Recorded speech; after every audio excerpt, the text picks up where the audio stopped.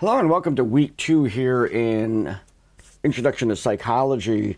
And I want to apologize ahead of time. I'm having a little trouble with my video system. If it goes black and then comes back again, I'm working on it. Hopefully I got it fixed for right now. But let's go into what the expectations are for Chapter 2. Chapter 2, we're going to be looking at research methods within the field of psychology. How do we gather all this information in order to describe, explain, predict, and control human and animal behavior, as we learned is the definition and goals of psychology. Now, psychological experiments have an iffy history, so right off I give you some information about kind of like there's a web page, the 20 most controversial experiments ever done. Trust me, there's a lot more than 20, but the times dictated the methods, and certainly we have come a long way. But in this week's discussion, you are going to be looking at those 20 different experiments, picking one to talk about. What is it about it that's unethical? And then looking at the resources in the chapter, looking up the ethical standards, of which I have a link in there, and figuring out which one of those standards, not really that it violated, because at the time those standards didn't exist, but those standards were often created because of what happened in those 20 experiments.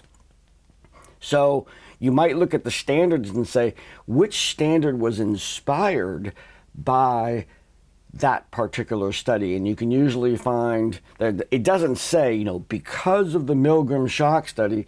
Doesn't say that, but you can make a connection between those standards of experimenting on human beings and past practice, which was, without standards.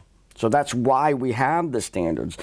Now in the quiz, I'm asking you to reflect on, why is it good to use the scientific method to talk about psychology? Why is it important to have a very strict methodology in addressing the questions within psychology?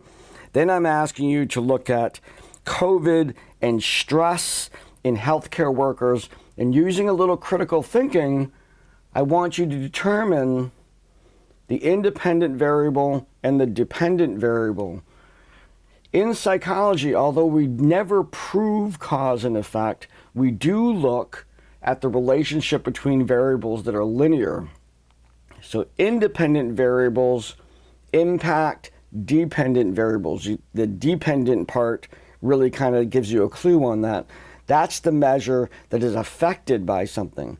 The independent variable is called the independent variable, not because it's unrelated to other things, but because it's the thing that we would manipulate.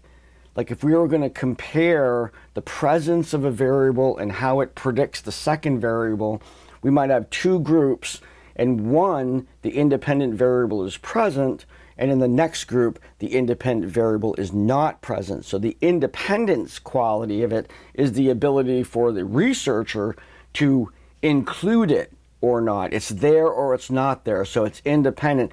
The dependent is the one that's affected. So in this quiz question number 2, I'm asking you to think about what's the independent variable and dependent variable, looking at the impact of COVID on, I'm asking about healthcare workers. You can really go off on that and just talk about how it affected you, but you're looking at a variable, how it affected, the independent variable affected a dependent variable. And then I'm asking you to think about research done on the COVID-19 pandemic. I'm reading this right here. Impacted levels of stress in healthcare providers. How would you look for information on that using archival research? Where would you go for that? Now you have to look up what archival research is, figure out what that is, and where would be logical places that you would go. In your local community, whatever, where would you go to find archival information on the effects of COVID-19 on healthcare workers? At the same time, while all this is going on, you have the discussion, you have the quiz. This week we're going to be working on our first special assignment, and that is the correlation and decision-making assignment. And I'm going to have a video that I'm preparing for that specific assignment. So look for that. Look for the lecture for Chapter 2. I'm going to be doing that, and that is your work for this week. So have a great week, and I look forward to seeing you in the discussions.